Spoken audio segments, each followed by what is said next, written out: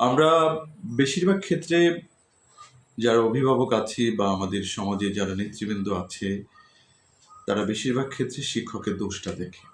কিন্তু একটা বিষয় আপনারা লক্ষ্য করবেন যে একটা সময়ের আমরা প্রায় অভিযোগ করি যে পূর্বের শিক্ষকেরা অনেক ভালো পড়াতো, বর্তমানে শিক্ষকরা সেই ধরনের আন্তরিকতা তাদের মধ্যে নাই। কিন্তু আপনি যদি বিষয়টা যদি একটু গভীরভাবে চিন্তা করেন যে একজন শিক্ষকের শ্রেণীকক্ষে কতটুকু কর্তৃত্ব থাকে, তার শ্রেণীকক্ষে পড়ানোর কতটুকু স্বাধীনতা থাকে, এবং শাসন করার ক্ষেত্রে আপনারা দেখবেন যে কিছুদিন আগে একজন মহিলা শিক্ষককে বাইরে থেকে কিছু অভিভাবক এসে অনেক তাকে প্রহার করেছে।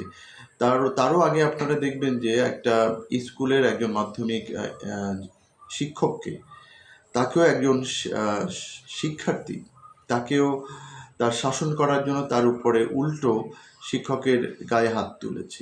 তো এই বিষয়টা আমরা অহরহ দেখি যে শিক্ষকেরা যখন শাসন করে, শুধুমাত্র শিক্ষার্থী না, তার অভিভাবক পর্যন্ত শিক্ষকের দিকে গায়ের দিকে চলে আসে, শিক্ষকের দিকে চড়া হয়।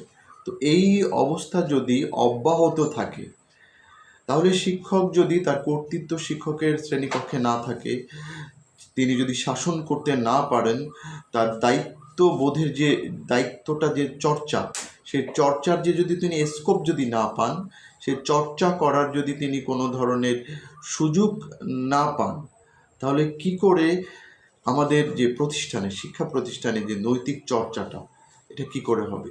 কারণ যেখানে শিক্ষক শাসন করতে যাবে, সেই শাসনটাকে যদি আপনি অন্যভাবে নিয়ে নেন এবং শিক্ষকের উপর চড়া হন, তাহলে ভবিষ্যতে তো শিক্ষক একটা মেশিন হয়ে যাবে। পড়ানো ছাড়া তো তার অন্য কোনো দায়িত্ব থাকতে পারে না। তো এই নীতি নৈতিকতার জায়গা থেকে আমরা যদি শিক্ষক, অভিভাবক, পারস্পরিক যদি শ্রদ্ধাবোধের সেই জায়গাটা যদি না তৈরি করতে পারি, আমাদের আগামী জেনারেশনটা আরও উচ্ছন্নে যাবে এবং উশৃঙ্খল হবে। এই যে বিনা কারণে, বিনা উস্কানিতে তারা কিন্তু দেখছেন যে আন্দোলনে নেমেছে, যে আন্দোলনের কোনো ভিত্তি নাই।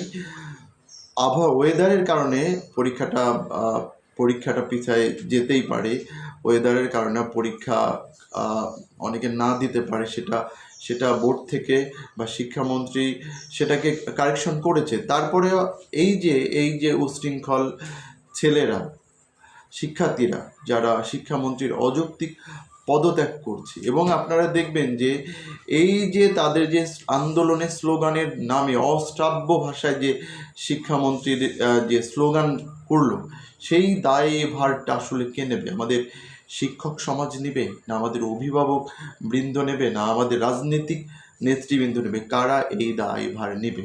আমরা দোষারোপের সংস্কৃতি থেকে আমরা যতদিন না বেরিয়ে আসতে পারবো, আমরা পারস্পরিক শ্রদ্ধাবোধের জায়গাটা যতদিন আমরা ক্রিয়েশন না করতে পারবো, ততদিন এই ধারাগুলো অব্যাহত থাকবে এবং এটা ক্রমান্বয়ে খারাপ দিকে চলে যাবে। তো আমরা বিগত দিনের যে তুলনা, বর্তমানের তুলনা, এটা যদি আমরা না, যে আমরা কোথায় কোথায় আমাদের সীমাবদ্ধতা আছে এবং কোথায় কোথায় আমরা এটা সমস্যা আছে, সেটা যদি আমরা ফাইন্ড আউট করে আমরা সামগ্রিকভাবে যদি আমরা চেষ্টা করি, অবশ্যই আমাদের আগামী জেনারেশনটা আরও সুন্দরভাবে বেড়ে উঠবে এবং আমাদের জেনারেশনের কাছ থেকে আমরা ভালো কিছু আশা করতে পারি।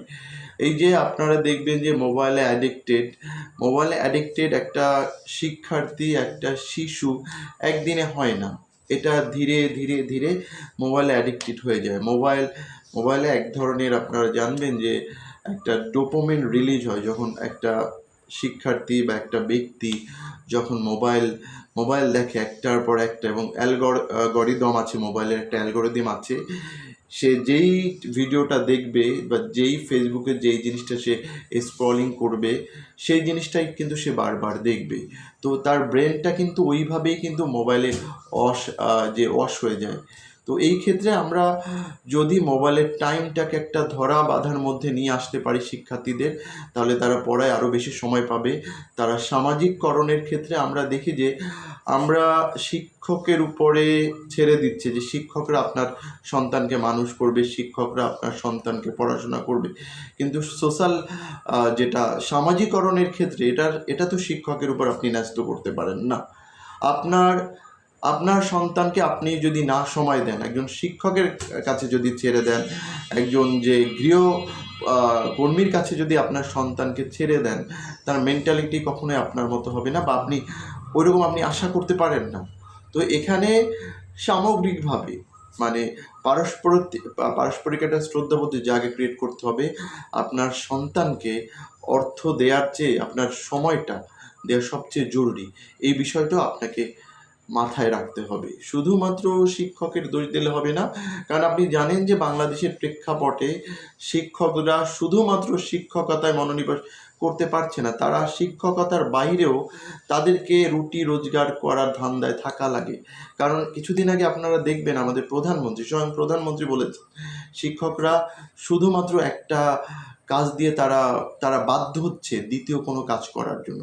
তো যতদিন না পর্যন্ত শিক্ষকের রাষ্ট্র সার্বিক নিরাপত্তা না দিতে পারবে, সামাজিক নিরাপত্তা না দিতে পারবে, আমরা কখনো আশা করব না যে আমাদের যে শিক্ষা ব্যবস্থা রাতারাতি চেঞ্জ হয়ে যাবে। যদিও প্রকল্প আছে, প্রশিক্ষণ আছে, কিন্তু এইগুলা সাময়িকভাবে কোনো কিছুর সমাধান করা সম্ভব নয়। আমরা আশা করি আমাদের শিক্ষামন্ত্রী আমাদের শিক্ষকদের বেতন ভাতা অচিরে বাড়াবেন। আমাদের মাননীয় প্রধানমন্ত্রী সংসদে বলেছেন যে প্রাইমারি শিক্ষকদের পাশাপাশি মাধ্যমিক শিক্ষকদের বেতন ভাতা বাড়াবে।